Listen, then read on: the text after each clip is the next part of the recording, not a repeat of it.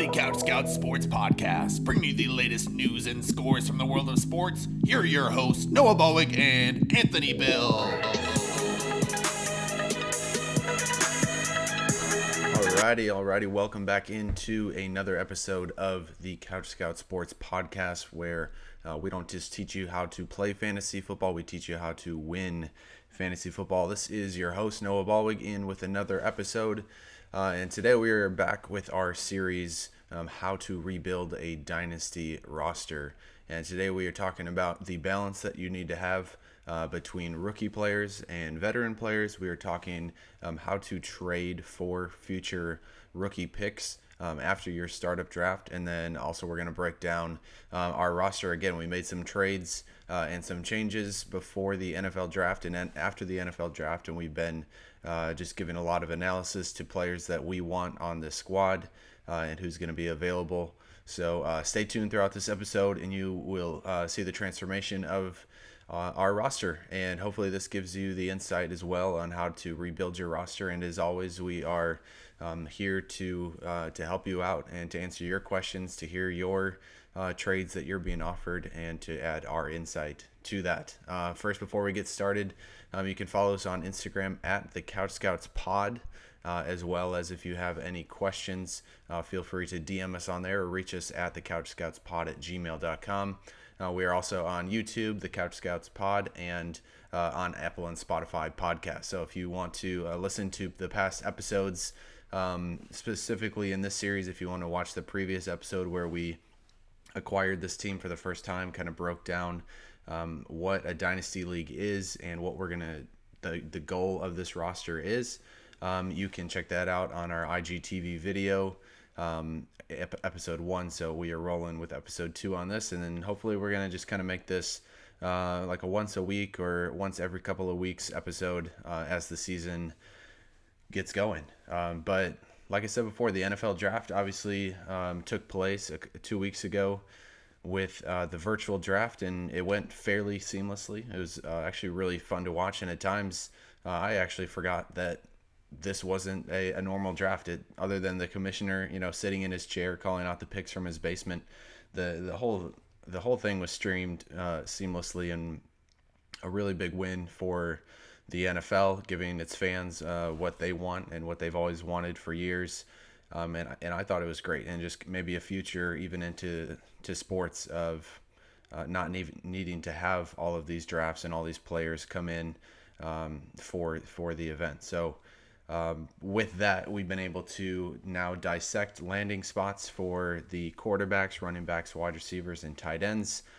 Talking about the winners and losers of the draft. We'll be talking about that on another episode coming up here in the future. But what the draft does is basically, when you're talking about,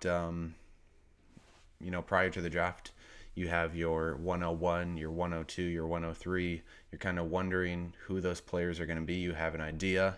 And then once the draft actually happens, you really pretty much know who you're going to pick in your rookie drafts within those first couple spots, because you know who's going to fall to you. And obviously, I think the biggest winner of the draft was Clyde Edwards-Helaire going to the Kansas City Chiefs at the end of the first round. Helaire was a player who likely was in that 8th to 9th first round pick player that was being taken in rookie drafts, and jumps all the way up now to the basically consensus 101. You have players like DeAndre Swift, Jonathan Taylor, J.K. Dobbins, who were up there as well, and they all land in favorable spots in the second round, but they also are tied with a running back. J.K. Dobbins gets tied with Mark Ingram for a year. Jonathan Taylor gets tied with Marlon Mack for a year. DeAndre Swift gets tied with Kerryon Johnson for a year. So all three of those backs are going to be great, and there's value to be had in the draft by getting those players, but you might have to wait a year before you see their true potential. And generally that is the case with rookie running backs. You're going to get generally, if you get a running back that was selected in the first to second round, they're going to be in that top 12 to top 24 fantasy performances in the future year. And then generally it's year 2 where you really see that potential take off and they start climbing into that top 10 role. But Clyde Edwards-Helaire is definitely a player that could have a top 10 fantasy season.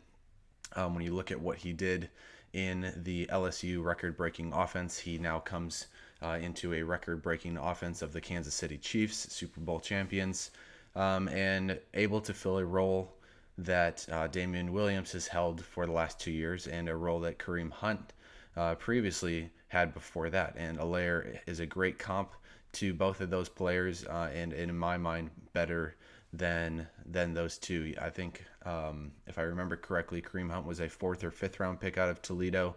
So the draft capital on Clyde Edwards-Helaire, them choosing him in the 1st round, says this is our guy. You know, a lot of people are out there saying Damian Williams is still going to be a factor. But listen, it's all about draft capital. If a team is spending a 1st round pick on a running back, it's not because they want to save him for a year. It's not because they don't want to use him. They drafted him to make an immediate impact, and let that determine what you think about the Jordan Love pick for the Packers.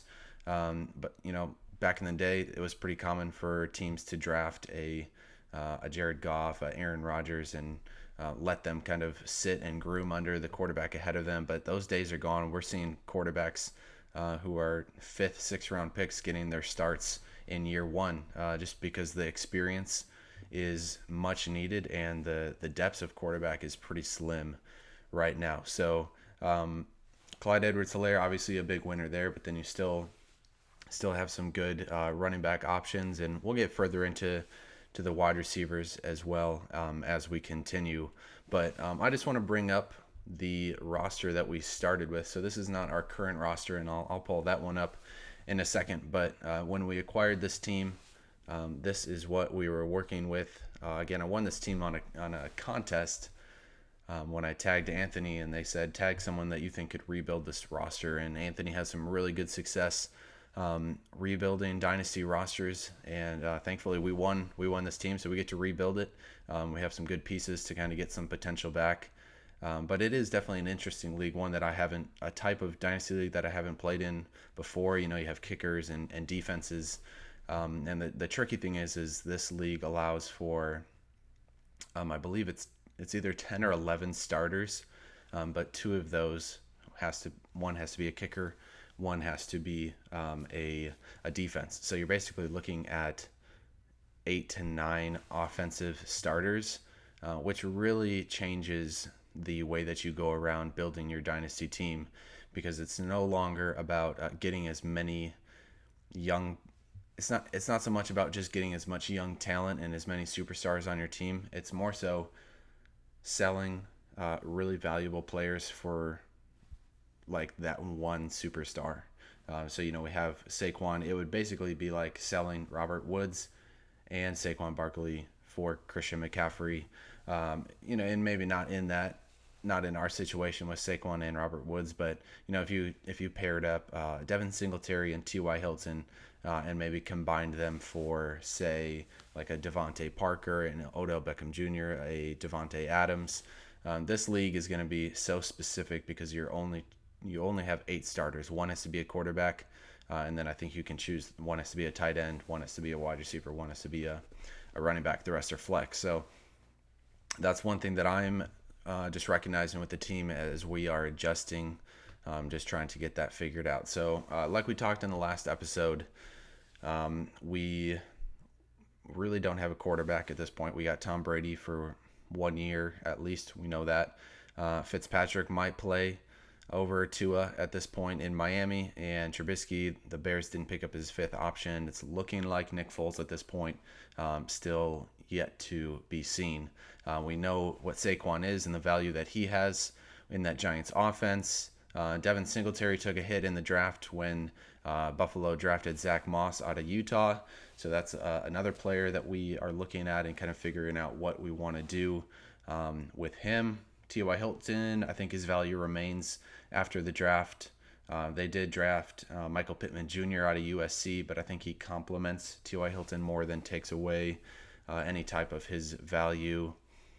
And outside of that, Robert Woods still a really good value in the Rams offense. Him and Cooper Kupp going to hold things down there. Golden Tate still a winner in the draft. I think Auden Tate loses some value for sure based on the draft of T. Higgins. in the second round for the Bengals. So, some changes, things go up and down in dynasty leagues, but that's definitely something to keep an eye on. So we'll pull up our new team here in a second. But before we jump into our main subject for today's episode, and we talk about some trades that we made, just want to talk about two differences between any kind of fantasy football league, but more so dynasty leagues, and that is the difference between a one quarterback and a super flex league. I think that the trend right now is going towards super flex leagues, which basically means the super flex position. You have your flex position like typical fantasy football leagues where you can have a running back, a wide receiver, and a tight end. The super flex allows you to have those three positions in addition to a quarterback. So it essentially makes it a two quarterback league, because we all know how many points a quarterback can put up in a game, but it also doesn't limit a player or a team to only being able to start two quarterbacks. So in one quarterback leagues, you're going to see Patrick Mahomes, Lamar Jackson, they're going to go in the late second round pick, and then you're going to see Deshaun Watson, Dak Prescott, Kyler Murray, they're probably going to go later in the 4th to 5th round. And then pretty much everything after that is going to fall back to the 7th and 8th round for your first quarterback taken. And the biggest mistake that I see players make, whether it's redraft or it's just single quarterback dynasty leagues, is taking a quarterback too early. If you're not getting Mahomes or Jackson, there's really no point in drafting a quarterback until that 5th or 6th round, and even later after that, depending on what your strategy is. But the value, it just isn't there for quarterbacks. Quarterbacks, obviously, they're going to put up the most amount of points than players, because they're getting the rushing touchdowns, they're getting the passing touchdowns, they're getting the yards. But the thing is that there are 32 starting quarterbacks, and the difference between a Deshaun Watson and a Josh Allen, the difference really isn't that much when you look at the points that they put up. Excuse me. So that just is something to be aware of when you're drafting. I personally like to wait on a quarterback. I would be happier getting two positional players instead of taking Deshaun Watson and then waiting to get Josh Allen 2 rounds later. And that's pretty much how I do every single draft. I will pass on the Mahomes and the Jackson. I'll pass on Deshaun Watson, Dak Prescott, and I'll likely wait until I can get a quarterback who's going to put up similar value, because even like we've talked about Tom Brady, who you can get him in the 16th to 17th round. He's still putting up top 15 numbers in his leagues. Obviously, you're not going to draft him as your number one quarterback, because we know he's going to be retiring in the next couple of years. But it just goes to show you, generally the values they're few and far in between for quarterbacks. Lamar Jackson and Patrick Mahomes are the top. They're going to put up the most amount of points. People are going to spend the most draft capital on them because they are the two best quarterbacks in the National Football League. But there's still great value to be had, and the difference isn't a ton. And the same goes for tight ends. I think it changes when you're talking about running backs and wide receivers, but same with tight ends. You have your Mark Andrews, George Kittle, Travis Kelce, Zach Ertz. Those are the guys that are going to go early in that 3rd to 4th round. But outside of that, there really isn't a huge difference between a Jack Doyle, Eric Ebron, and say a Mike Gesicki, Darren Waller. The point differential, it might be 60, 70 points. But when you talk about where you're drafting those players, you're most likely going to be able to get a wide receiver or a running back if in those spots, and then you can just wait to get your tight end. So the difference being with a super flex league, all of the value is on the quarterbacks, and it basically just balances itself out. And I hadn't played in a super flex league before. Started I think two or 3 years ago, jumped into some, and it really just makes it more fun and much more interesting, because the quarterbacks just become more valuable, and it's not very much fun when you're in a single quarterback league and there's starting quarterbacks that are in the free agency pool, or they just never see the starting lineup because there's no value. But in a super flex league, because quarterbacks are putting up the most points, there's so much more value on a quarterback. So you will see Lamar Jackson and Patrick Mahomes. They might get selected with the first pick overall in a startup draft. I did a couple mocks a few weeks ago. We had Patrick Mahomes go 101. Lamar Jackson went 103. I think Deshaun Watson was 108. And then coming around the second round, I think there were 7 or 8 quarterbacks taken in the first 2 rounds, because those quarterbacks are going to put up some amazing points, and you have to make sure that you want some of those top quarterbacks, because you know that you're going to need 2. So you might as well invest in one really good one and then maybe save a roster spot for a bottom tier quarterback, a Drew Lock, Gardner Minshew, Ryan Tannehill. And it just kind of balances itself out like that. So if you are in a 1 QB league and you're doing a startup draft, just definitely would recommend waiting. And if you are in a super flex league, or you've never played in one before and you're looking to jump in, I would just definitely say hold off. Or in the super flex league, hold off on the positional players and go and get your quarterbacks early. I definitely would not wait until the 4th round. I'm trying to get a quarterback in the first 2 to 3 rounds at the latest, because outside of that, you might be able to get 2 starting quarterbacks, a Ben Roethlisberger, a Tom Brady, Derek Carr, and you're like, okay, I'm set. I got 3 quarterbacks. I'm good. But when you talk about age, injury, once a quarterback retires, he's done. He's off your roster, and then you're talking about having to rebuild. You got to make sure you have a rookie pick to spend on these quarterbacks, and it just makes a world of a difference. But let's get into today's segment, which we are talking just further about our roster. I'm going to pull up where we are at right now, and hopefully you can see this. But there are some changes to this roster, and we'll get into the trades that went down. But obviously the noticeable difference, there is no Saquon Barkley on this roster anymore. There is no Tom Brady on this roster. But there are a couple other good young players added in. And the main goal for us was, we knew we weren't going to be a competitor most likely in 2020. So we are trying to build with youth and with rookies. So although you might say, why is there a David Montgomery, Matt Stafford, and a Michael Gallup on this roster, and not a Saquon Barkley and Tom Brady? Well, it's because at this point, Tom Brady still has some good value for 1 or 2 more years, and Saquon Barkley is obviously a number 2 overall consensus pick. So we're moving them to get not just young players, but we're going to talk about the future picks that were given to us as well, which are going to give us some great rookies once we have our rookie draft. And when that time does come for the rookie draft, I believe it's August 1st, we'll be showing you guys pick by pick how we made these decisions. So let's go into our trade screen, and we will talk about the 2 trades that we've made. We got a couple of offers as well that we didn't accept, and I forgot to put them into these slides. But for the next episode, I'll make sure to include all and every type of trade that we get offered. So let me just get this off the screen here. So the trade that we made with Tom Brady was we received the 12th overall pick, the 10th pick in the 2nd round, and Matthew Stafford, and we gave a 2021 first round pick and Tom Brady. Now here, my thoughts were, I really wanted to, we didn't have a first round pick in the 2020 draft class. We know that this is most likely the deepest wide receiver class that we have seen in maybe all of NFL history.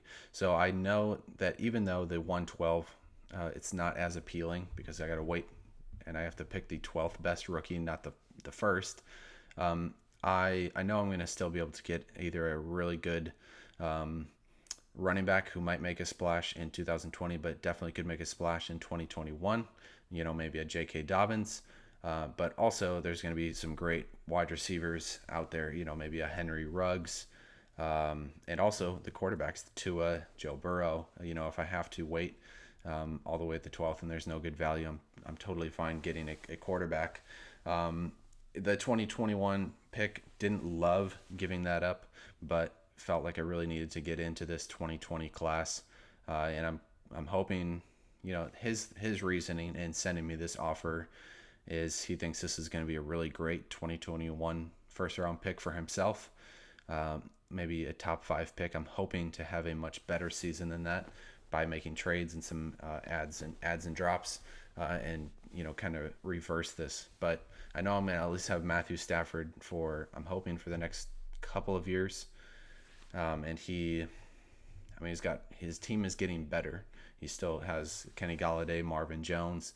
They went and got a tight end. They drafted DeAndre Swift. The defense is getting better. Hopefully he is healthy for the 2020 season. And we know what he can do through the air. The Lions love to throw the ball.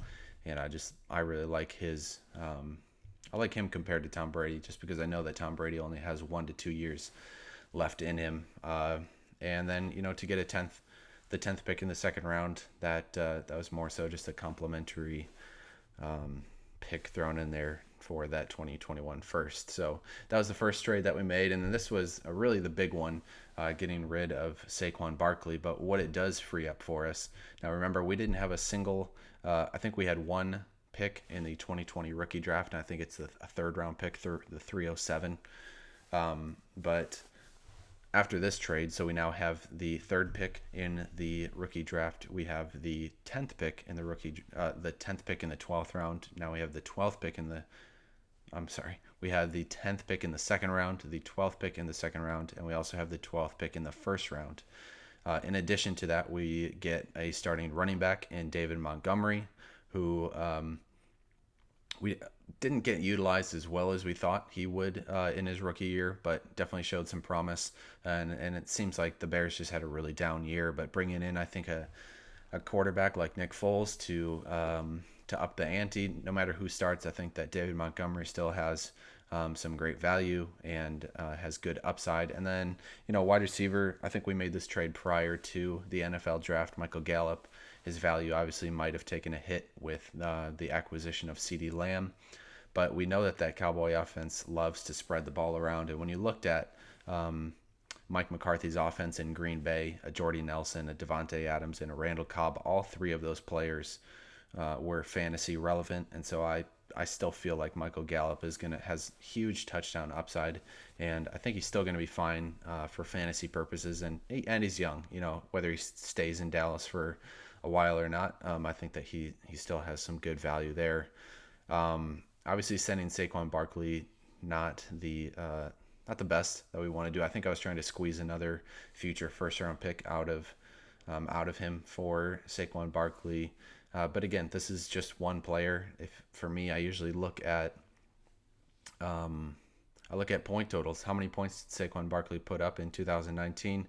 How many points did David Montgomery and Michael Gallup put up combined?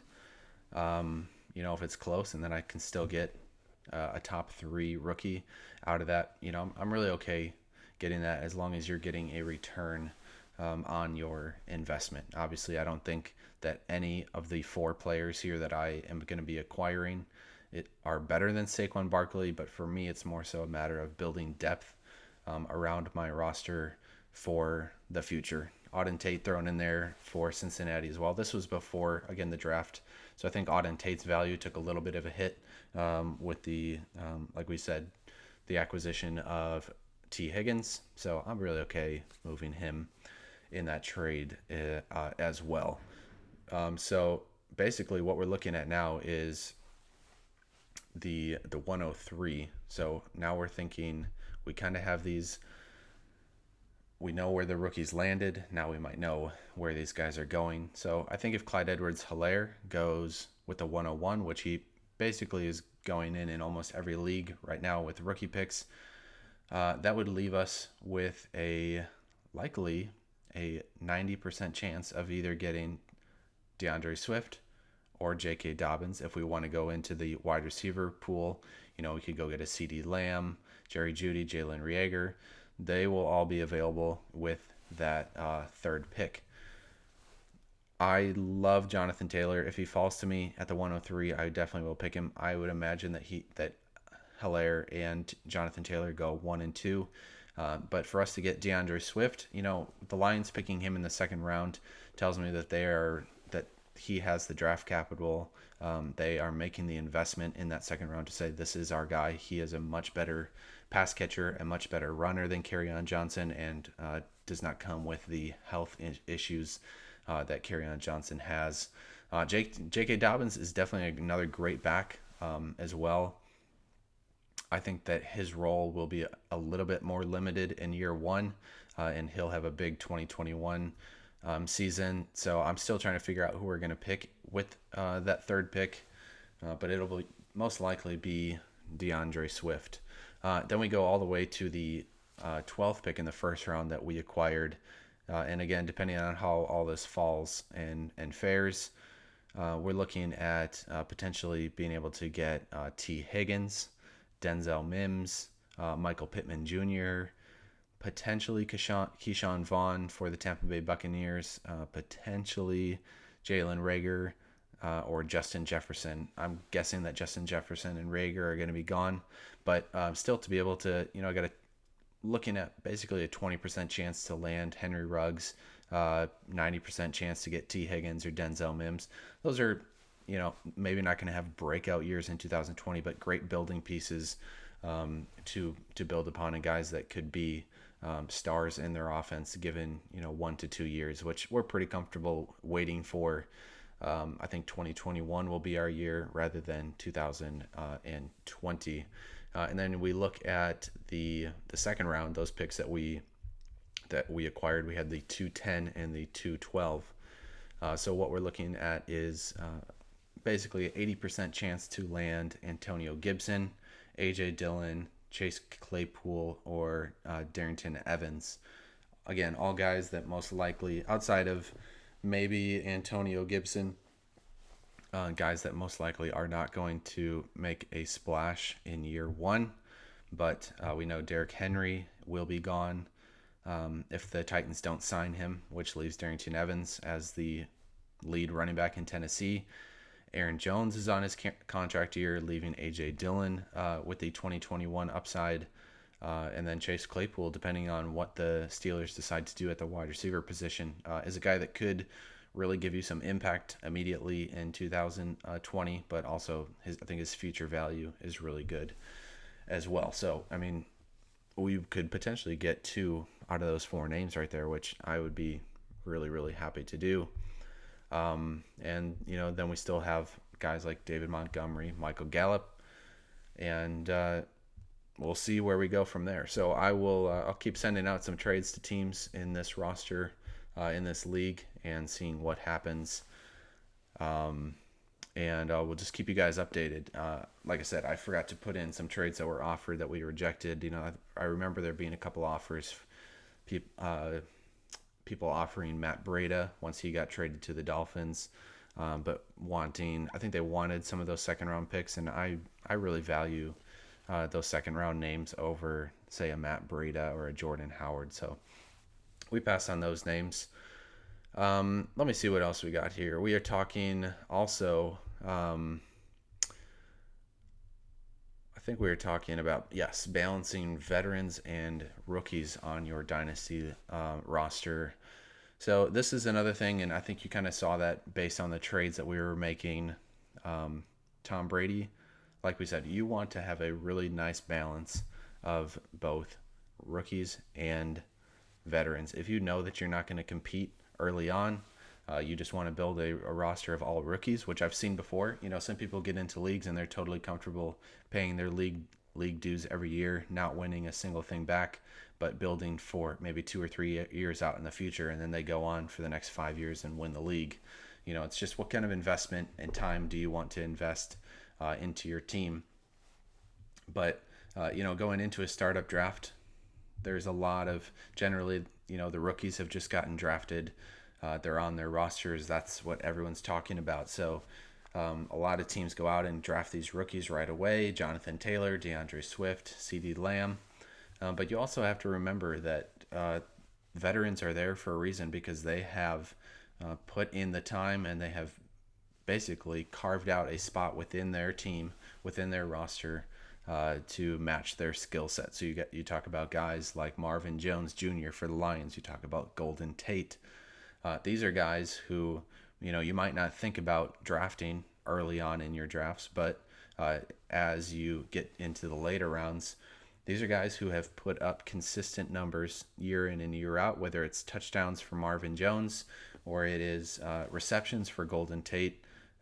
Those are two guys that I love to target late in my startup drafts, because I know that they have the skill set that really is unmatched by a lot of these rookie receivers. When the Lions drafted Kenny Golladay, he was out of Northern Illinois. There was a lot of talk about how he would take away from Marvin Jones, and I think up to this point, I think Marvin Jones has outscored Kenny Golladay in the touchdown department. Maybe not in the overall receptions and yards, but his value really has remained throughout all these years. And Golden Tate was on that team as well. But then when Golden Tate moved over to New York, it's the same thing. Matt Stafford loved to target Golden Tate. There's questions about how much does this hurt his value with an aging Eli Manning. And then Golden Tate comes out on the field. He's still averaging his 6-7 receptions a game, which, that's an automatic 6 or 7 points to your roster that you can rely upon. And compare that to, say, T. Higgins, who's coming into a roster with A.J. Green, Tyler Boyd, John Ross, and you have those different players, and now you are asking the question, where does T. Higgins fit in? They did draft him in the second round. He has good draft capital, but where is Higgins actually going to carve a role for himself in year one? We know A.J. Green might not be with the team after 2020. They might make some moves, make some trades, but that's where you kind of have to basically decide, how am I going to balance out this team? The upside is always there for rookies, because there's this level of unknown. We don't know what they're going to do.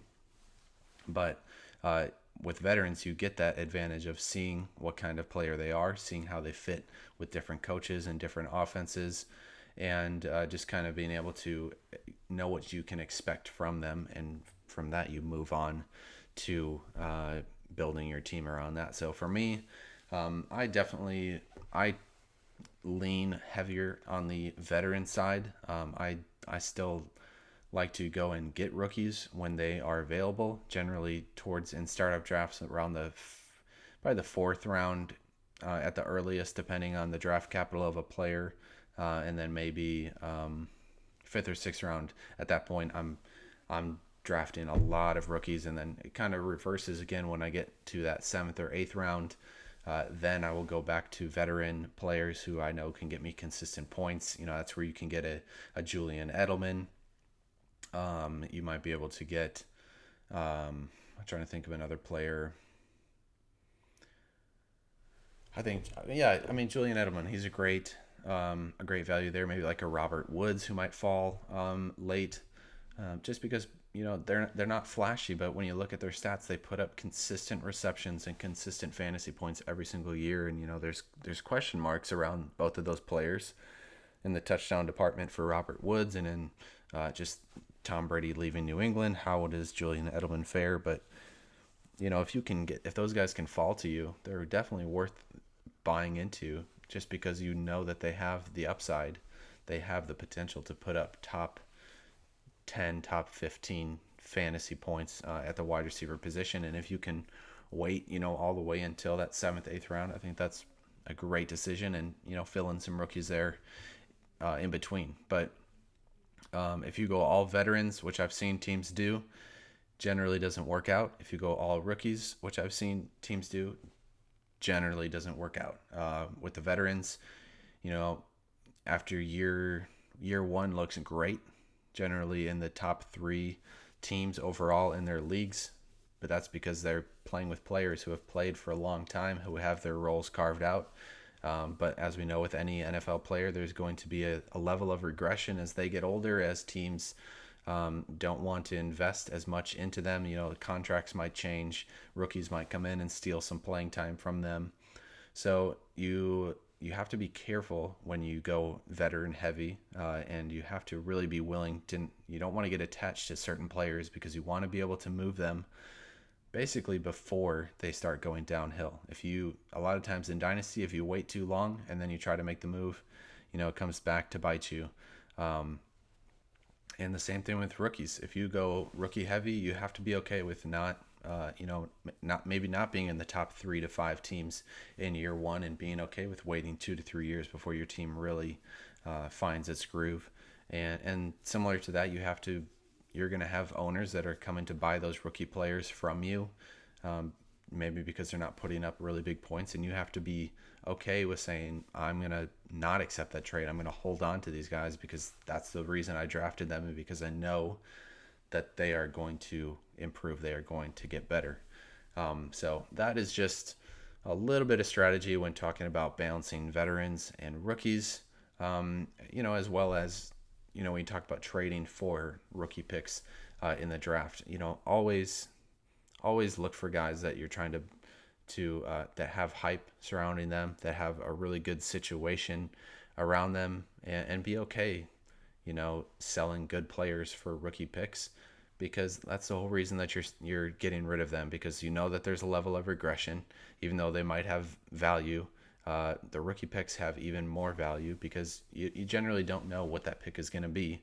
And there's something that is very satisfying hearing, the first overall pick in the rookie draft, the third overall pick in the rookie draft. It's that level of excitement that you get when your team enters the NFL draft, when you hear the Arizona Cardinals have the first overall pick, or the Cincinnati Bengals have the first overall pick. There's this hope and excitement. So, just recognizing that whether you're trading away the first pick in the rookie draft or you're trading for it, the value for that is very high, because there's this level of unknown and uncertainty, and also hope that this could be the next breakout star in the NFL. Similar to like the first overall pick in the NBA draft, a lot of teams think that this player is going to come in and be the MVP year one, change the franchise, and maybe that's not the case, but that's the situation. So that is it for this episode. I just want to thank you guys again for tuning in, and we will be back with some more trades. We're still waiting for the waiver wire to open up in this league, where we can make drops and add some players as well. I'm not sure if that comes before or after the rookie draft, but when it does, there'll be a lot more transactions that we'll be walking you guys through. And again, like we said, we'll definitely be making some more trades here in the next couple of weeks, so stay tuned for that. Again, you can find us on Instagram at the Couch Scouts Pod. You can find all of these episodes on Instagram TV, as well as on YouTube and Apple and Spotify podcast. So for the Couch Scouts podcast, I am Noah Ballwig, and thank you for tuning in to this episode of How to Rebuild a Dynasty Roster. And remember, this is the episode, and remember, this is the podcast where we teach you not just how to play fantasy football, but how to win fantasy football. So we will see you guys on the next episode. Comment what your thoughts are, or if you have any trade questions for your own leagues that you would like our insight on. We're happy to help you guys out.